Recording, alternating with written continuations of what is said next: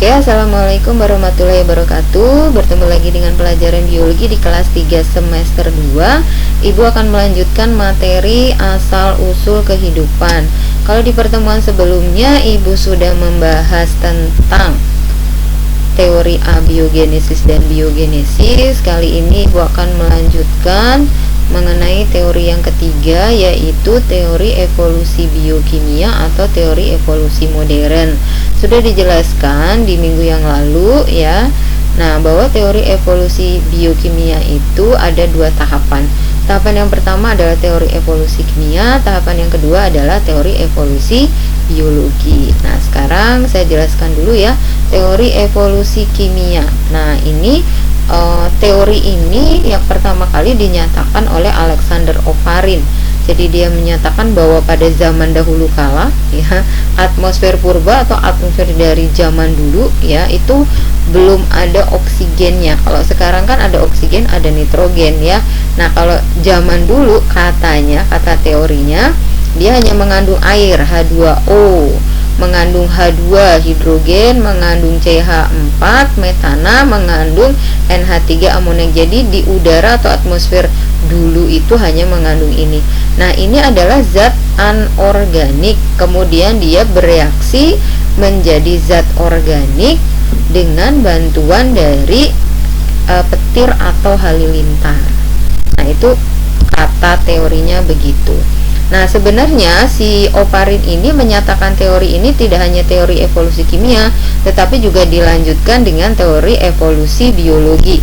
Tapi yang teori evolusi biologinya nanti Bu jelaskan setelah kita selesai membahas teori evolusi kimia ya. Nah, ini adalah gambaran seperti apa sih Alexander Oparinnya gitu ya. Oke, yang selanjutnya adalah tokoh dari teori evolusi kimia adalah Harold Urey. Jadi dia ini mendukung pendapatnya dari si Oparin. Nah, Harold Urey menyatakan ya, jadi pernyataannya sama dengan si Oparin ya, bahwa atmosfer purba mengandung air, hidrogen, metana, dan amoniak. Kemudian dia juga bereaksi dengan bantuan aliran listrik dari halilintar ataupun petir menjadi molekul sederhana, kemudian menjadi molekul yang kompleks atau molekul yang lebih besar. Nah, seperti itu. Nah, kemudian dia juga mengatakan bahwa komponennya itu dia hampir sama dengan virus.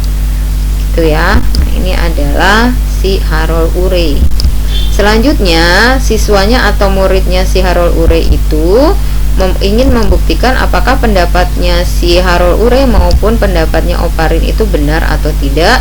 Maka dia merancang suatu percobaan dengan dasar dari teorinya si Oparin maupun Harold Urey ya. Jadi kita tadi teorinya bahwa di udara itu ada air, ada hidrogen, ada amoniak, dan juga ada metana. Jadi di dalam air ini sudah terkandung zat tersebut, kemudian dia dipanaskan, uap airnya itu akan mengalir ke sini. Nah, kemudian di sini dikasih lecutan listrik, gambarnya. Nih di sini si Harold Urey melakukan percobaan, dikasih lecutan listrik.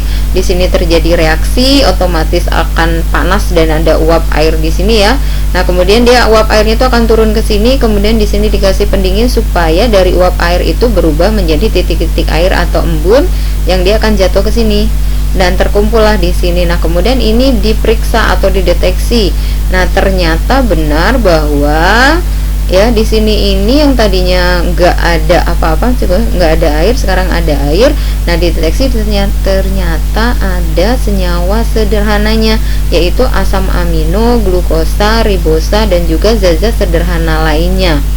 Nah, di sini membuktikan bahwa dari molekul anorganik ya bisa berubah atau bereaksi menjadi molekul organik dengan bantuan dari energi listrik atau energi dari petir. Nah, sampai disitulah kesimpulannya si Stanley Miller ya. Oke, sekarang kita lanjutkan ke teori evolusi biologi. Kita lanjutkan lagi pendapatnya si Oparin tadi.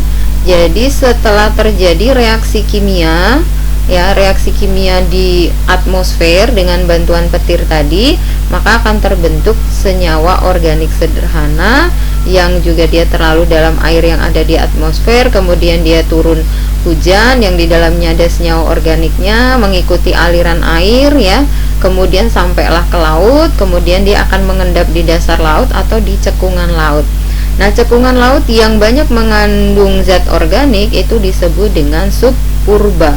Nah, di dalam cekungan laut yang banyak subpurba, nah di situ terbentuk gumpalan-gumpalan. Nah, gumpalan-gumpalan itu terpisah dari subpurbanya itu sehingga dia disebut dengan koaservat. Nah, koaservat tadi, nah kemudian dia akan dilingkupi atau dilapisi oleh semacam membran yang disebut dengan selaput membran primitif.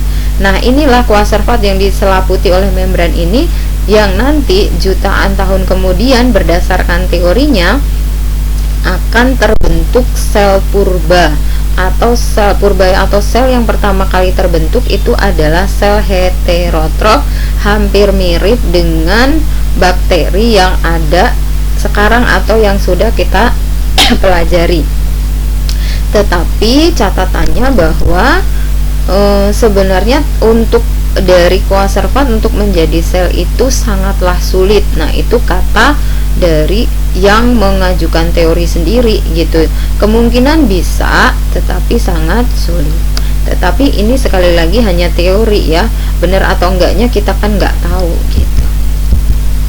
Selanjutnya adalah tahapannya evolusi dari biologi. Ini sebenarnya sudah disampaikan oleh si Oparin tadi ya, tapi kita ambil lagi kesimpulannya. Nah, makhluk hidup pertama merupakan hasil teori evolusi kimia, kemudian berlanjut ke teori evolusi biologi sehingga terbentuk sel. Kemudian asal-usul kehidupan berasal dari sintesis dan akumulasi senyawa organik sederhana pada kondisi abiotik.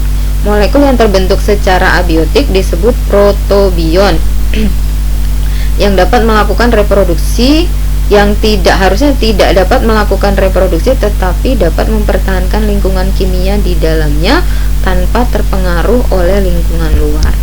Nah, tadi kalau kita bahas protobion, nah salah satunya sudah kita bahas yaitu berupa koaservat. Tadi dibilangnya dia berupa gumpalan. Nah, kalau di sini disebutnya berupa tetesan. Ya, tetesan yang stabil yang terbentuk pada suspensi makromolekul atau subpurba tadi. Nah, ini dicirikan dengan dia itu melakukan proses metabolisme secara enzimatis. Jadi kalau ditambahkan enzim, dia akan melakukan proses enzimatis dan menghasilkan suatu produk. Kemudian kalau mikrosfer itu adalah protobion yang susunan utamanya adalah protein atau proteinoid. Nah, dia dapat melakukan proses osmosis atau osmotik. Nah, ingat kembali materinya. Osmosis itu adalah pergerakan air. Kalau air banyak masuk ke dalam suatu sel, maka sel itu akan membengkak ya. Kalau dia kekurangan air atau air itu keluar dari sel, maka dia akan mengkerut atau menciut. Jadi kalau mikrosfer itu dicirikan dengan adanya proses osmotik atau osmosis. Kemudian kalau liposom ini adalah komponen utamanya itu adalah lipid, maka dia disebut dengan liposom. Jadi protobion yang komponen utamanya adalah lipid. Nah, materi kita sampai di sini untuk asal usul kehidupan. Tolong dipahami kembali ya materinya sampai kalian paham agar kalian dapat mengerjakan latihan dan hasil latihannya itu bagus gitu ya. Ingat, jaga terus kesehatan dengan 3M ya, menjaga jarak, memakai masker, kemudian mencuci tangan. Terima kasih. Wassalamualaikum warahmatullahi wabarakatuh.